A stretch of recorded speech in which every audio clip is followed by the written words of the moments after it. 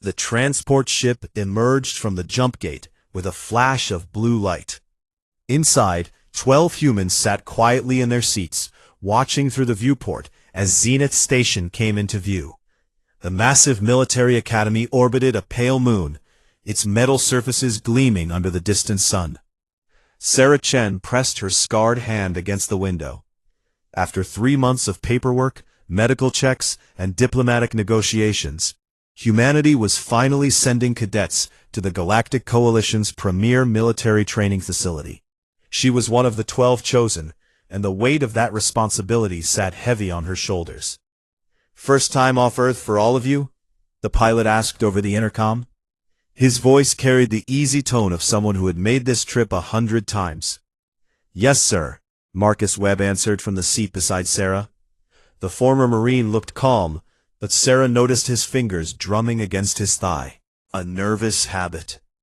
The docking procedure took 20 minutes. When the airlock finally opened, Sarah stepped into Zenith Station and got her first real look at the other species of the Coalition. The receiving area was crowded.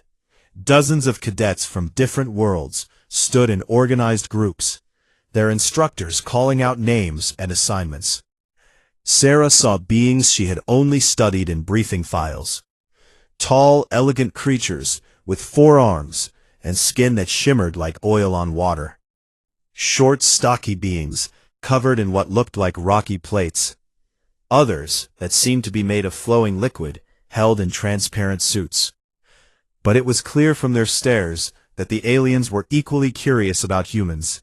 "By the void, look at them," someone whispered in Coalition Standard, the trade language all cadets were required to learn. Those eyes. Sarah knew what they meant. Human eyes faced forward, like predators. Most herbivore species had eyes on the sides of their heads to watch for danger. Predators had forward-facing eyes to track prey. It was one of the first things the Coalition had noted about humans. "Attention!" a sharp voice cut through the murmur. The crowd fell silent. Commander Velthar stood at the front of the receiving area. She was Kavari, an insectoid species with a chitinous exoskeleton that gleamed deep purple under the station lights. Her 4 arms moved with precise, military efficiency as she gestured to a holographic display. "I am Commander Velthar, head of tactical training. You are the best your worlds have to offer. You are here to learn, to grow stronger, and to bring honor to your species." Her compound eyes swept across the assembled cadets. "The Coalition has stood for 800 years because we work together. You will learn this, or you will fail." The display flickered to life, showing the faces of all new cadets. When the human photos appeared, Sarah heard sharp intakes of breath from the crowd. "The Terran delegation," Velthar announced. "Humanity joined the Coalition 94 standard days ago. This is their first cadet class."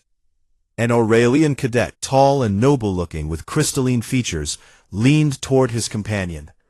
"From a Class 12 Deathworld," he muttered, loud enough for Sarah to hear. "Primitives, who only just discovered faster-than-light travel. What could they possibly teach us?" Sarah kept her expression neutral. She had been warned about this. Earth's classification as a death world meant other species viewed humans with a mixture of pity and condescension. They came from advanced civilizations that had engineered paradise worlds. Earth, with its extreme weather, deadly predators, and constant natural disasters, seemed barbaric to them. The orientation continued for another hour. Cadets were divided into integrated units, mixing species together. The Coalition believed this fostered cooperation and understanding. Sarah found herself assigned to Delta Unit with 5 other cadets. 2 were Aurelian, including the one who had made the comment about primitives. 1 was Mekthari, a cyborg species with more machine than organic tissue. The other 2 were Sireni, aquatic beings who wore water-filled suits to survive in the station's atmosphere.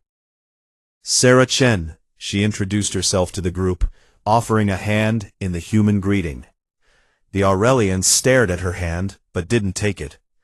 The taller one, whose nameplate read Zinthar, looked her up and down with barely concealed disdain. "Those scars on your hands," he said. "Were you injured in your pre-training?" Sarah glanced at her knuckles.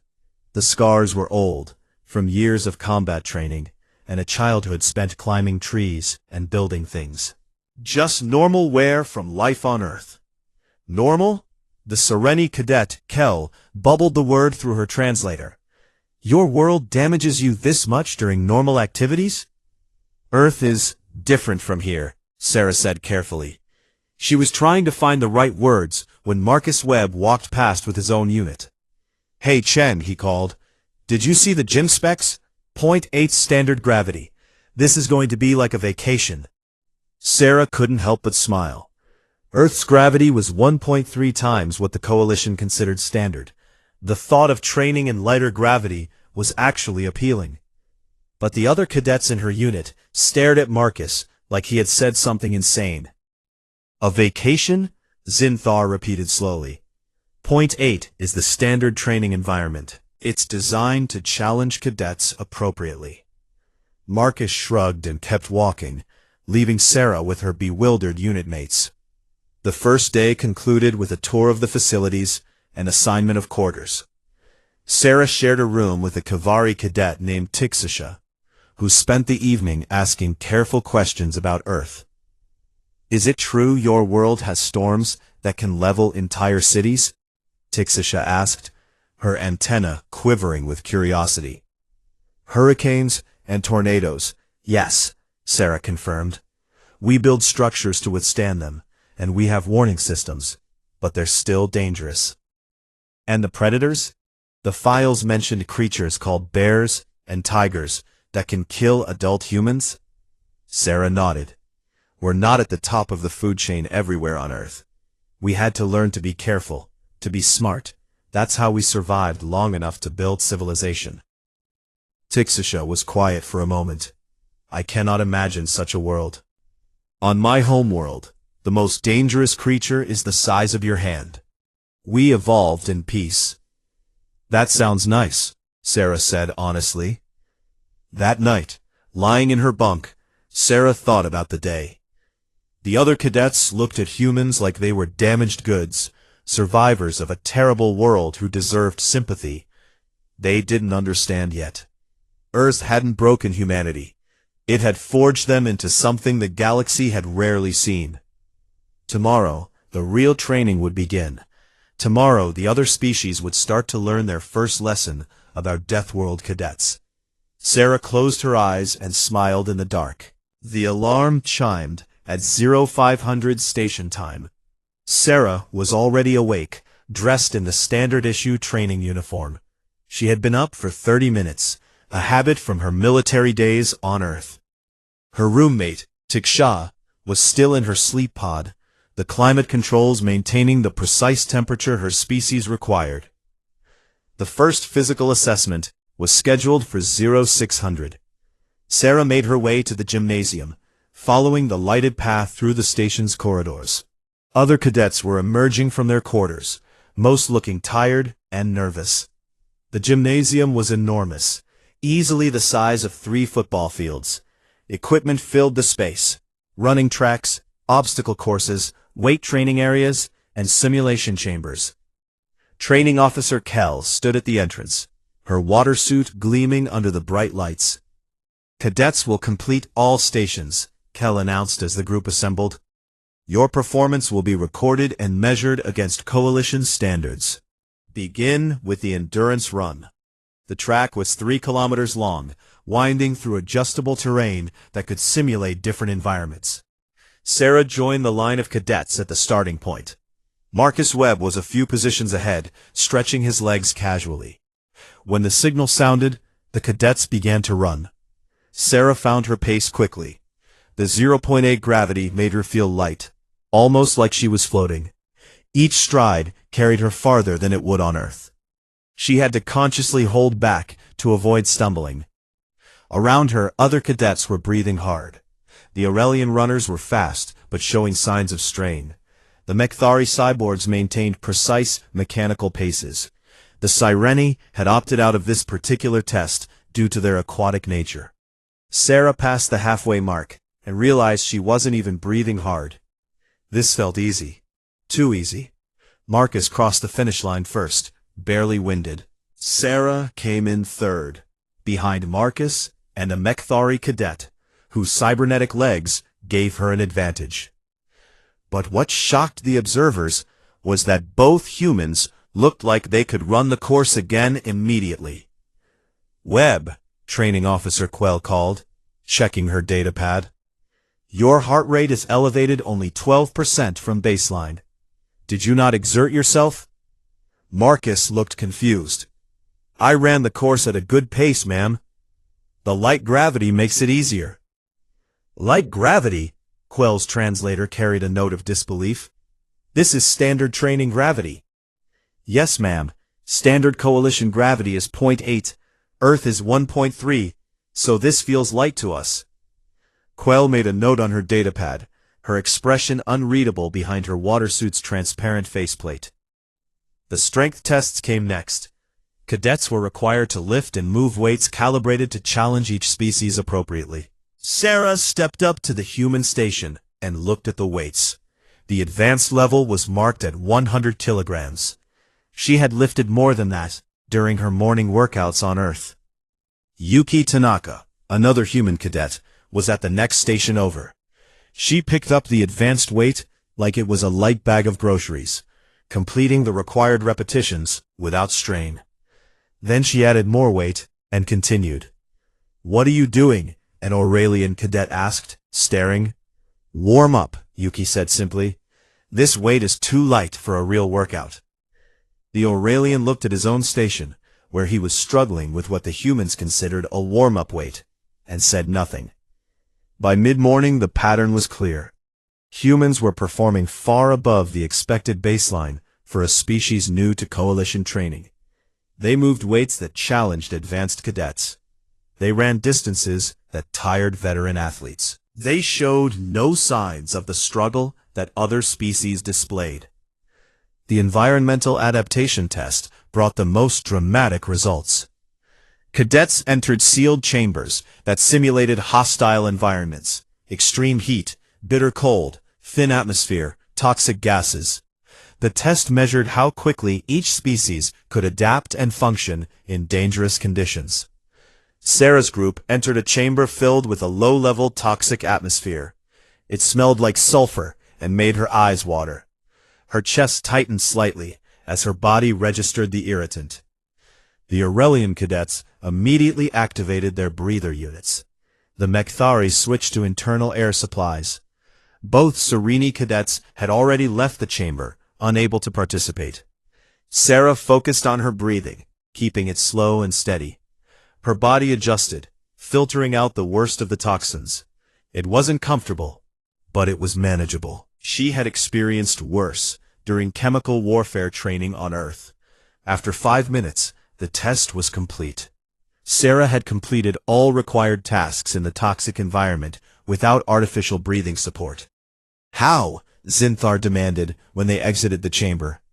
"That atmosphere would damage Aurelian lungs without protection. How did you function normally?" "Earth's atmosphere isn't always clean," Sarah explained. "We have volcanic gases, pollution in some areas, allergens, and biological irritants. Our bodies learn to cope with a lot of different air qualities." The medical officer in charge of the test, a tall being named Rixnall, reviewed the biometric data with growing concern. The human respiratory system filtered out 68% of the toxins naturally. Their bodies produced a defensive mucous membrane response within seconds. This level of adaptation should not be possible without genetic engineering. "We're not engineered," Sarah said. "This is just natural evolution." "From what kind of world?" Rixnall whispered. The afternoon brought sparring practice. Cadets were paired up to demonstrate their combat training. It was meant to be controlled, a way to show technique and discipline. Zinthar volunteered to spar with James Rodriguez, one of the human cadets. Zinthar was tall, with long reach and cybernetic enhancements that increased his strength and speed.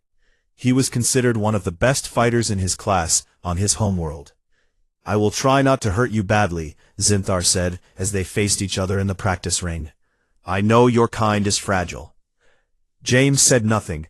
He simply dropped into a fighting stance. The match began. Zinthar struck first, a fast jab meant to test James's reflexes. James slipped the punch, moved inside Zinthar's guard, and swept his legs. The Aurelian hit the mat hard. Before he could recover, James had him in a submission hold. 47 seconds. That was how long the match lasted. Zinthar tapped out, his pride damaged more than his body. He stood slowly, staring at James like he was seeing him for the first time. "How did you move so fast?" he asked. "You telegraphed your punches," James said, "and you relied too much on your reach advantage. On Earth, we train against opponents who are bigger and stronger than us all the time. We learn to use technique, not just power." The sparring continued, but the mood had changed. Other cadets watched the human matches with new attention. Every human won their bout, and most won quickly. That evening, Sarah found herself in the medical bay for a routine check. A cadet from another unit had broken his arm during an obstacle course accident, and the medical staff was discussing healing times. 6 weeks with regeneration therapy, the doctor said. Standard protocol for bone fractures. Sarah thought about the last time she had broken a bone. A training accident 2 years ago. She had been back to light duty in 3 weeks, full duty in 5. Earth doctors had called her healing remarkably fast, but not unusual. As she left the medical bay, she overheard 2 training officers talking in low voices. "Did you see the human endurance data? They don't just tolerate pain, they seem to ignore it. And their bodies produce their own combat stimulants, natural adrenaline that increases strength and speed during stress. What kind of evolutionary pressure creates that? The kind that kills you if you're not ready to fight at any moment." Sarah kept walking, but she was smiling. The other species were starting to understand. Earth hadn't been kind to humanity. It had been brutal, deadly, and unforgiving. But that had made humans into something unique in the galaxy. Tomorrow would bring more tests, more assessments, and with each one, the Coalition would learn a little more about what it meant to be from a death world. The lesson was just beginning. The briefing room was packed with cadets, all waiting to hear about Operation Crucible. Sarah sat with her unit, noting the nervous energy in the air. This would be their first major field exercise, and rumors had been spreading for days about how difficult it would be. Commander Velthar activated the holographic display. A barren moon appeared, rotating slowly in the air above them. "Epsilon 7, she announced. "Gravity 1.1 standard. Atmosphere breathable but thin. Native life, aggressive and territorial. You will spend 72 hours on the surface in mixed-species fire teams. Your objective is survival and completion of tactical goals. Rescue will not come unless there is a life-threatening emergency." The display zoomed in to show creatures moving across rocky terrain. They looked like a nightmare mixture of wolf and lizard, with razor-sharp spines running down their backs. "Razor-spine hunters," Velthar continued. "Pack predators. Engage only if necessary. Stay sharp.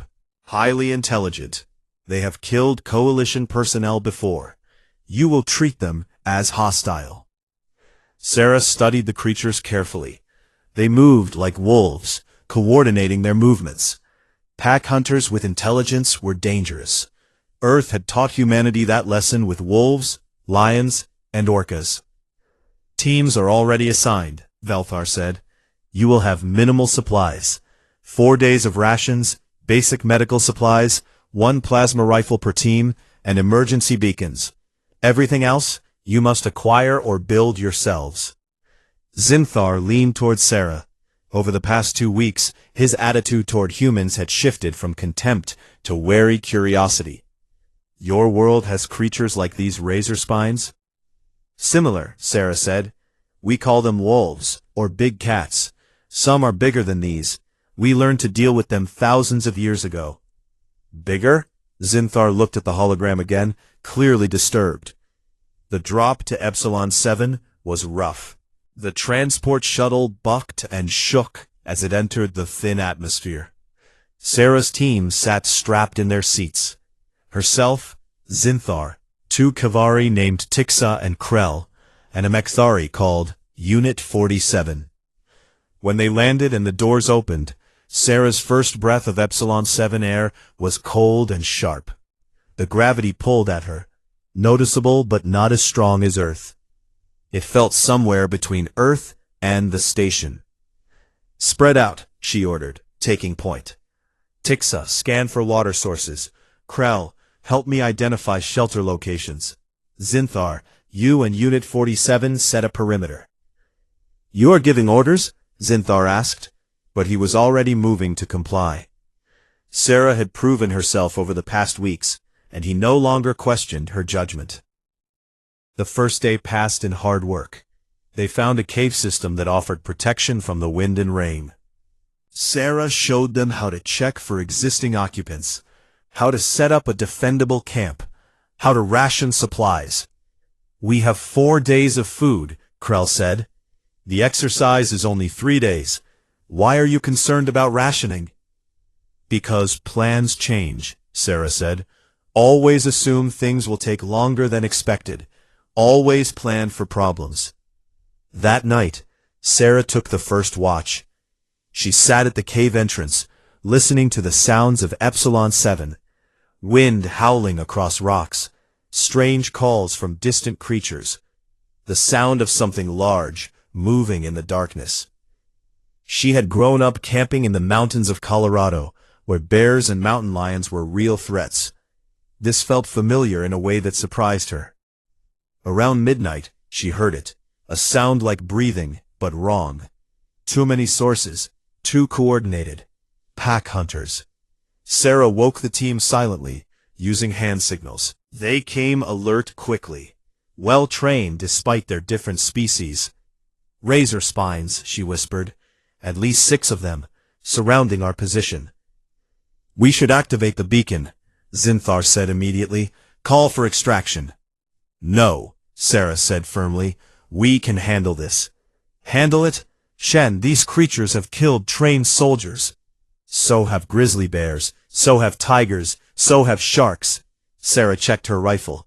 "They're just predators. They can be fought." The attack came fast. Razor spines burst from the darkness, their spines reflecting the moonlight. They moved with terrifying coordination, trying to flank the team and divide them. But Sarah had positioned everyone carefully. She had learned from Earth's predators how pack hunters think, how they move, where they attack from. She shot the first razor spine as it leaped toward Tix-Sha. The plasma bolt took it in the chest, and it fell hard. The pack hesitated, surprised by the quick response. "They're testing us," Sarah called out. "Hold the line. Don't break formation." The next attack was more aggressive. 3 razor spines came at once from different directions. Unit 47's cybernetic targeting took down one. Krell's plasma fire drove back another. But the third broke through, heading straight for Sarah. She didn't have time to shoot. The creature was too close, too fast. Sarah dropped her rifle and pulled out her combat knife. As the razor spine leaped, she sidestepped and drove the blade up into its throat. The momentum carried them both to the ground. The creature's weight crushed down on her, 400 pounds of muscle and rage. Its claws raked her side, tearing through her uniform. Sarah felt the pain, but pushed it aside. Pain was information, nothing more. She twisted the knife, feeling the creature's blood hot on her hands. It thrashed once, twice, then went still. She shoved the body off and stood, breathing hard. Her side was bleeding, but she could still move. The wound wasn't deep enough to be critical. The pack had retreated, confused by the sudden death of one of their own. Predators didn't expect prey to fight back effectively. "Chen!" Tixashaw ran over. "You're injured. We need to get you to medical." "It's not that bad," Sarah said, pressing a hand to her side. "Just a scratch." A scratch? Zinthar stared at the long gashes across her ribs. That wound would hospitalize an Aurelian for weeks. Sarah pulled out the medical kit and started applying sealant foam to the wounds. On Earth, you learn to function while injured. Animals don't stop hunting just because you're hurt. We had to keep moving. She walked over to the dead razor spine and knelt beside it. With practiced movements, she began field dressing the creature. "What are you doing?" Unit 47 asked, his mechanical voice carrying something that might have been shock. "Getting food," Sarah said. "This creature was trying to eat us. Seems fair to return the favor. Waste not, want not." She worked efficiently, separating edible meat from bone and organ. It was a skill she had learned, hunting deer and elk with her father. Every human learned these skills, passed down from ancestors who had survived by knowing how to use every part of an animal. The alien cadets watched in stunned silence as Sarah turned their attacker into rations. "On your world," Krell said slowly, "you eat the things that hunt you?" "Sometimes," Sarah said, "if it's safe and nutritious. This one looks like the meat should be fine once cooked. No obvious toxins." She looked up at her team, seeing the way they stared at her. Fear and awe mixed in their expressions. "Look," she said, "I know this seems harsh, but Earth taught us a simple lesson. Everything is trying to survive, including us. Those razor spines were just hungry. We're just trying to complete our mission. No hard feelings, but I'm not going to waste good protein when we might need it." By morning, the word had spread across the exercise zone. Other teams reported encounters with razor spines. Most had called for extraction, or used all their ammunition to drive the creatures away. Sarah Chen's team had killed 3 razor spines, suffered 1 injury that the team member was still operating with, and gained several days of additional food supplies. Training officers monitoring the exercise reviewed the footage in silence. "She fought a 400-pound predator with a knife," one officer said. "And won," another added. "And then ate it," a third concluded. Commander Velthar watched the recording of Sarah dressing the razor spine carcass. "Begin comprehensive review of human evolutionary history," she ordered. "I want to understand what kind of world creates soldiers like this." The files came back within hours. Earth's history was brutal.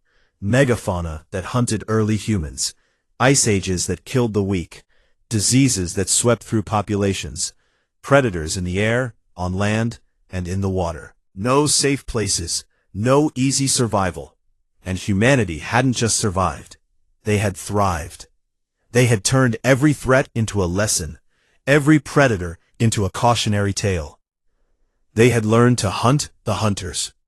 "They're not survivors," Velthar said quietly, reading the reports. "They're conquerors. They didn't just adapt to their death world, they mastered it." On Epsilon 7, Sarah's team was moving toward their tactical objectives, injured but undeterred. The lesson was becoming clear to every alien cadet who saw them. Deathworld cadets didn't survive through luck or technology. They survived through absolute refusal to quit. Day 3 of Operation Crucible began with an unexpected announcement over the emergency communication channel. All teams heard Commander Velthar's voice crackle through their radios. "Attention all cadets. OB4 units are now active. Senior cadets and instructors have been deployed as enemy combatants. Treat all contact as hostile. This is now a combat exercise. Good hunting." The channel went silent. Sarah looked at her team. Tiksha and Krell seemed nervous, their antenna twitching. Zinthar checked his rifle for the 3rd time. Unit 47 ran system diagnostics, his cybernetic eye glowing softly. "What does this mean?" Tiksha asked. "OP4 units have superior equipment and training. We are supposed to evade them, yes?" "That's the standard doctrine," Zinthar confirmed. "When facing a superior force, withdraw and regroup. It's basic tactics." Sarah was quiet, thinking. She had read the Coalition tactical manuals. They were good, solid, defensive strategies. They focused on preservation of forces, minimizing casualties, and fighting only when victory was certain. Earth had different ideas about warfare. "What are you thinking, Chen?" Unit 47 asked. "I'm thinking that retreating means we fail the exercise objectives," Sarah said. "And I didn't come all the way to an alien moon to quit because the challenge got harder." "Quit?" Krell made a clicking sound of confusion. "It is not quitting to retreat from impossible odds. It is smart." "Maybe," Sarah allowed, "but on Earth, we have a saying, the best defense is a good offense. They expect us to run, so we do the opposite. We attack." The idea hung in the air like a physical thing. Attack a superior force. It went against everything the Coalition taught. "That's crazy," Zinthar said. But Sarah noticed he wasn't saying no. Over the past 3 days, he had learned to trust her judgment, even when it seemed strange.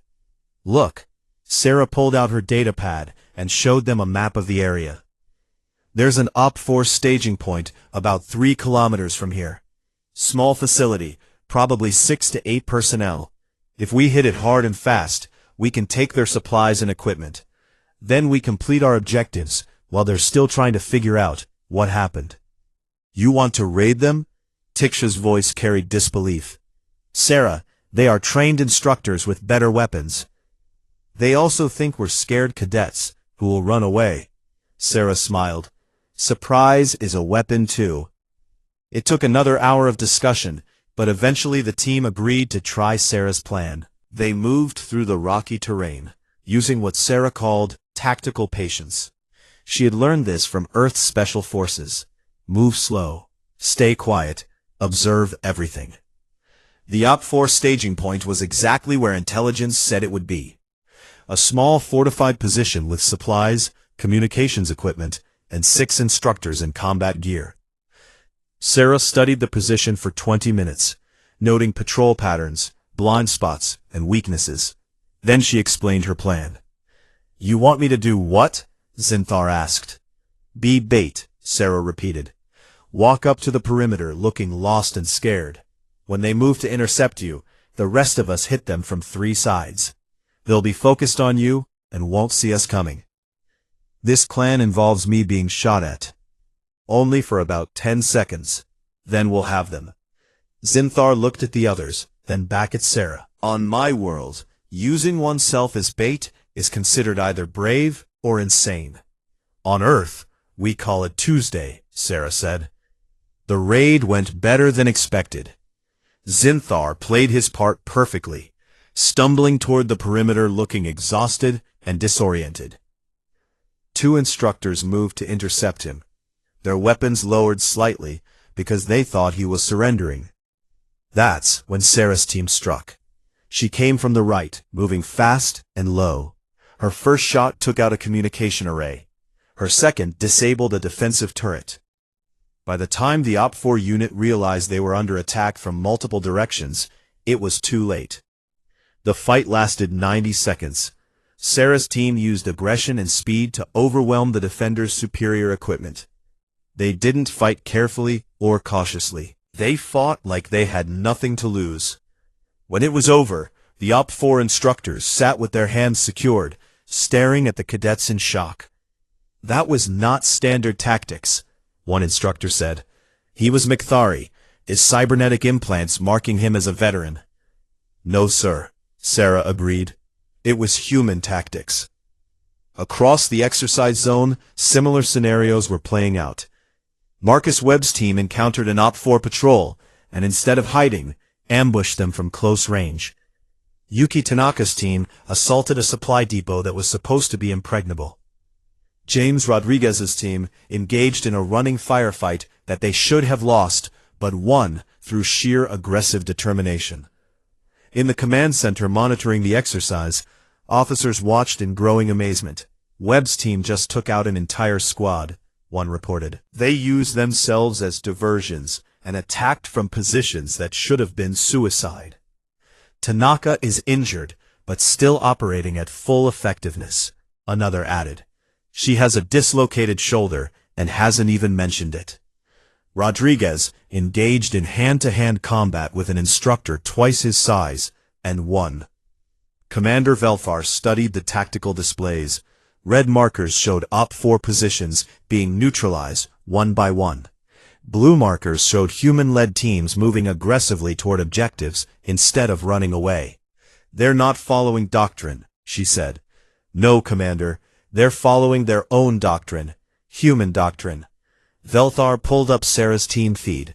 The human lieutenant was moving through a valley. Her team spread in a formation that left them exposed, but allowed for mutual support and aggressive maneuvers. "Pause on Chen's medical readout," Velthar ordered. The display showed Sarah's vital signs. Elevated heart rate, stress markers, and indicators of significant pain from her razor spine injuries. "She's hurt," Velthar said.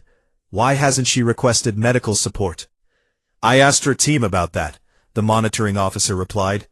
"Zinthar said she told them the mission comes first.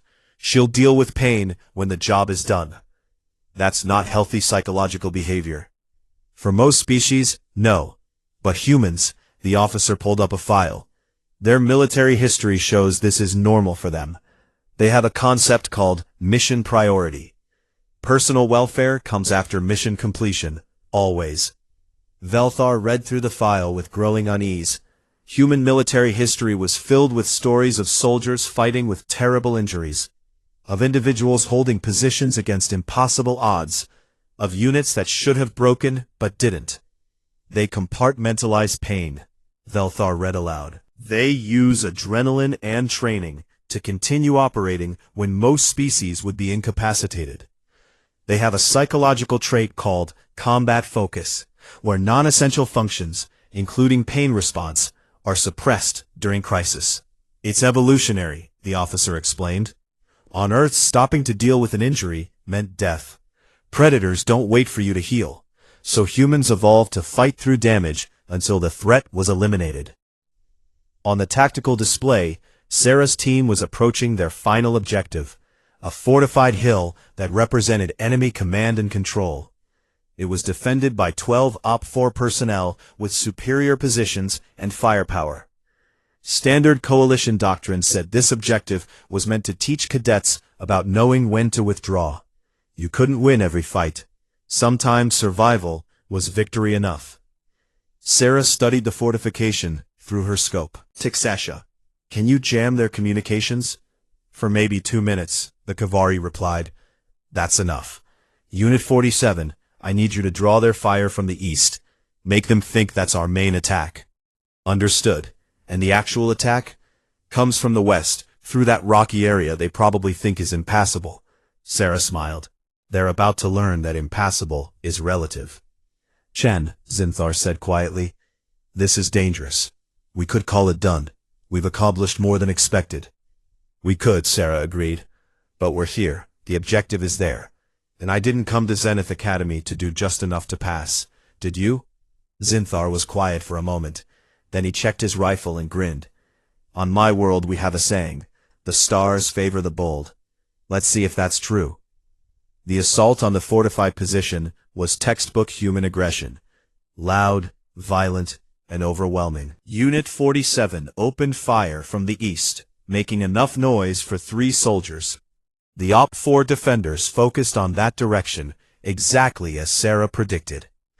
Her team scaled the impassable rocks on the west side. Zinthar complained quietly about the climb, but he made it. They all did, because giving up wasn't an option. When they came over the top of the fortification, the defenders realized their mistake. They tried to reorient, but Sarah's team was already among them, fighting at close range, where superior numbers mattered less. The fight was short and brutal. When it ended, Sarah stood on top of the command bunker, breathing hard, her sides screaming in pain that she refused to acknowledge. Below, in the command center, Commander Velthar watched in silence. All human-led teams have completed their objectives. They've captured or neutralized 3 times the expected targets. Casualties? 7 humans are injured, 3 seriously. None have requested evacuation. All are still operational. Velthar turned off the display. End the exercise, she ordered. Bring everyone home. I've seen enough. She had learned the lesson. They all had. When Deathworld Cadets fight, they don't follow the rules the galaxy knows. They write their own rules. Rules learned on a planet that taught them giving up was death. The Coalition would never underestimate humans again. 3 months had passed since Operation Crucible. Sarah Chen stood in her dress uniform, looking out at the ceremony hall from backstage. Rows of seats filled with cadets from 47 worlds, all wearing the formal colors of their species. Today was graduation day. Her sides still ached sometimes where the razor spine had clawed her. The scars had healed quickly by Coalition standards, slowly by human standards. The station doctors had studied her recovery with fascination, taking notes on human healing rates and cellular regeneration. Ready for this? Marcus Webb asked, adjusting his own uniform. He looked uncomfortable in the formal attire, but proud. As ready as we'll ever be, Sarah replied. The past 3 months had been transformative, but not in the way Sarah had expected. Yes, the human cadets had learned Coalition technology, tactical doctrine, and diplomatic protocols, but something else had happened too. The other species had started learning from humans. It began small. Aurelian cadets asking about Earth's combat techniques. Mechthari units requesting data on human psychological resilience for their combat algorithms. Kavari warriors studying human endurance training methods. Then it spread. Training scores across all species began to rise. Cadets who had been content with good enough started pushing themselves harder. The phrase, like a human would, became common in the barracks, both as a challenge and as a compliment. Sarah had noticed Zinthar embodying the change most dramatically. The proud Aurelian who had once called humans primitives now served as her second-in-command in Delta Unit. He had learned to value adaptability over technology, persistence over perfection. Chen, a voice called. Zinthar approached, his crystalline features catching the light. The commander wants to see you before the ceremony. Sarah found Commander Velthar in her office, reviewing data on multiple screens. The Kavari officer gestured for Sarah to enter. Lieutenant Chen, Velthar said formally. Then she relaxed slightly. Or should I say, soon-to-be Officer Chen. How are you feeling? Honored to be here, ma'am. You should be. Your class has changed this academy. Velthar pulled up files on her screen. Training doctrine is being rewritten. We're calling them the Deathworld Protocols. Elevated standards based on human performance baselines. Ma'am, I hope we didn't cause problems. Problems? Velthar made a clicking sound that was Kavari laughter. You showed us that we had become soft. The Coalition has known peace for so long that we forgot what real warriors look like. We thought advanced technology made us strong. Your people reminded us that strength comes from adversity, not comfort. She stood and walked to the window overlooking the station's main plaza. Do you know what the most common request from cadets has been this semester? Permission to train in higher gravity, to run longer distances, to push past the safe limits we had established. Velthar turned back to Sarah. One human class did that. One group of 12 Deathworlders changed 800 years of training culture. We just did what felt natural to us, ma'am. Exactly. And that's what your world is, Chen. It's natural to fight through pain. Natural to refuse to quit. Natural to turn predators into dinner. Velthar's antennae twitched with something like amusement. Do you know what Zinthar said in his final evaluation? No, ma'am. He said, I learned that survival isn't the same as victory. Humans don't just survive, they win. I want to be more like that. That's the lesson, Chen.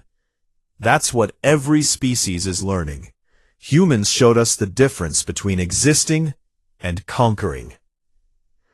The ceremony began at noon station time. The auditorium was packed with cadets, instructors, and diplomatic observers from across Coalition space. Sarah sat with her fellow human graduates, watching as Commander Velthar took the stage. Today we honor those who have completed their training at Zenith Academy, Velthar began. This class is special. This class changed us. She activated a holographic display showing highlights from the semester. Combat exercises, survival training, academic achievements. But the most prominent footage showed human cadets in action, fighting, enduring, pushing beyond what should have been possible. When humanity joined the Coalition, we thought we understood them. We read their files. Class 12 Deathworld, harsh environment, dangerous predators. We felt sympathy for a species that had struggled so hard just to survive. Velthar's voice grew stronger. We were wrong. Humanity didn't struggle to survive. They conquered their world. They turned every threat into a tool, every challenge into a lesson.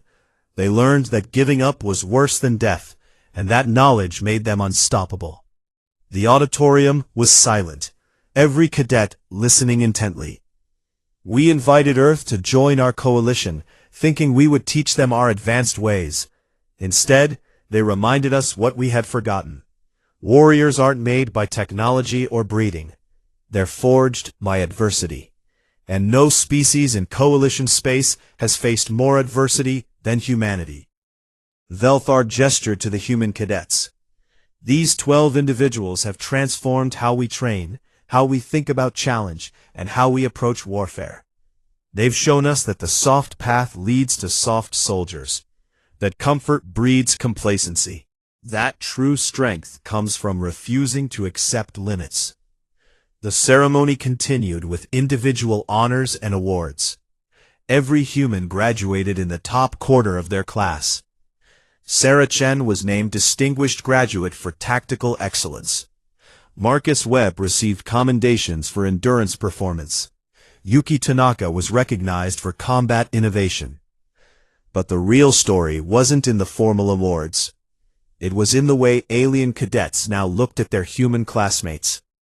Not with pity or condescension, but with respect, and perhaps a little healthy fear. After the ceremony, Sarah found herself surrounded by well-wishers. Tiksha presented her with a traditional Kavari gift, a blade made from crystallized chitin. For the warrior who taught me that strength isn't just physical, she said. Unit 47 offered his hand in a human gesture he had learned. You made me understand that sometimes the best algorithm is simply refusing to calculate the odds of defeat.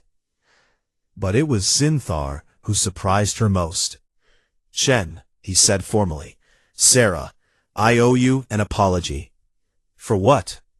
For thinking your people were broken by your world. For not understanding that you were shaped by it instead, made stronger. He met her eyes. I called you primitives, but you're not primitive. You're pure. You haven't forgotten what real struggle means, what real strength looks like. Sarah clasped his arm in the gesture of respect they had developed. You learned fast. That's what matters. I had a good teacher. Later that evening, Sarah stood alone on an observation deck, looking at the stars. Commander Velthar found her there. Thinking about home? The commander asked. Always, Sarah admitted. Earth seems far away now. It is far, but you carry it with you. All of you do. Velthar stood beside her. I read about your planet extensively after Operation Crucible. Do you know what struck me most? What, ma'am? That humanity had every reason to give up.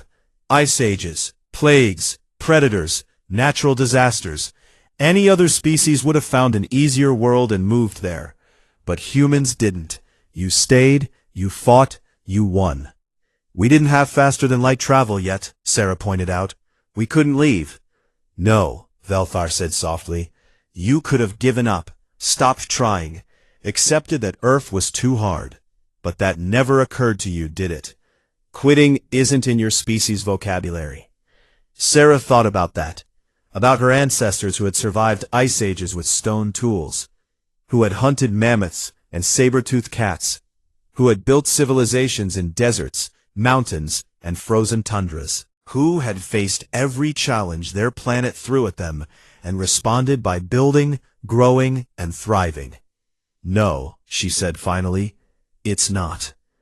"That's the lesson," Velthar said. "Not that humans are stronger or faster or tougher, though you often are. The lesson is that you don't know how to give up. Your world tried to kill you for millions of years, and you're still here.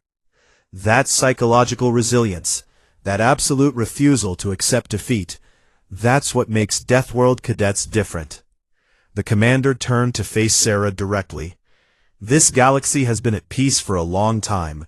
Peace is good. Peace is what we want. But peace has made us forget how to be hard when we need to be.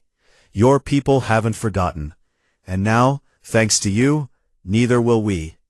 Sarah's new orders came through the next morning.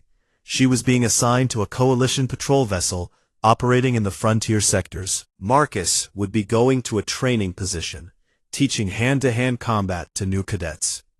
Yuki was assigned to special operations. All 12 humans were being spread across coalition space, bringing their Deathworld perspective to different branches and specialties. As Sarah packed her belongings, she found a message in her datapad. It was from the Zenith Academy administration, marked for distribution to all cadets, present and future. "The Deathworld Protocols," she read. "New training standards based on human performance baselines. All cadets will be expected to achieve the following minimums." The standards were significantly higher than before. Not as high as human baselines, but much closer. The galaxy was learning. Sarah smiled. Earth had given humanity many gifts: strength, endurance, and adaptability. But the greatest gift was the simple, stubborn refusal to quit. That you had to win. That was the lesson every alien species had learned about Deathworld cadets. They don't just survive, they conquer. And once you teach the galaxy what that means, nothing is ever the same again. Sarah Chen picked up her bags and headed to the shuttle bay. She was ready to show the frontier sectors what a Deathworlder could do. The lesson was just beginning to spread across the stars, and she would be there to teach it. One stubborn human at a time.